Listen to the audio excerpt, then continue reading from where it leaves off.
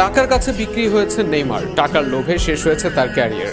Neymar সম্পর্কে এমন মন্তব্যগুলো বরাবরই বলে বার্সা সমর্থকরা, কিন্তু প্রদীপের নিচের অন্ধকার ছিল ভিন্ন, যে কারণে ছাড়তে হয়েছিল বার্সা। তবে এই বার্সায় খেলার জন্যই হাজার কোটি টাকার লোভ সামলিয়েছিলেন নেইমার জুনিয়র। সে সময় রিয়াল মাদ্রিদের প্রস্তাব নিয়ে কথা বলতে গিয়ে নেইমার বলেন, রিয়াল মাদ্রিদের কাছ থেকে প্রস্তাব ছিল ব্ল্যাঙ্ক চেক দিয়ে।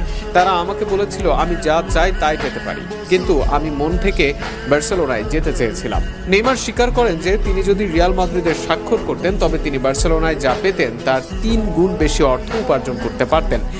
তবে তার মন ছিল বার্সেলোনায় যোগ দেওয়ার দিকে। নেইমার বলেন, রিয়াল মাদ্রিদে আমি 3 গুণ বেশি অর্থ উপার্জন করতাম। ফ্লোরেন্টিনো আমাকে পছন্দ করতেন, তাকে বায়ার্ন মিউনিখে নিতে চেয়েছিলেন পেপ গার্দিওলা। এজন্য তার বাড়িতে পর্যন্ত হাজির হয়েছিলেন এই স্প্যানিশ কোচ। নেইমার বলেন, পুস্কাস অ্যাওয়ার্ড জয়ের পর আমার বাবা রাত 2টায় আমাকে ফোন করলেন। আমি ফোন ধরলাম এবং তিনি আমাকে দরজা খুলতে বললেন।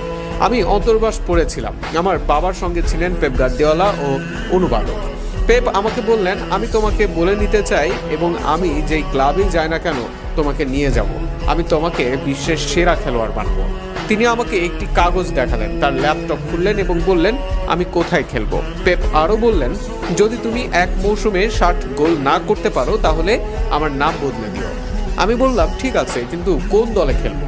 পেপ আমাকে বললেন তিনি বলতে পারবেন না, কিন্তু আমি তাকে বলতে রাজি করালাম এবং তিনি বললেন তোমাকে বায়ার্নের জন্য নেব।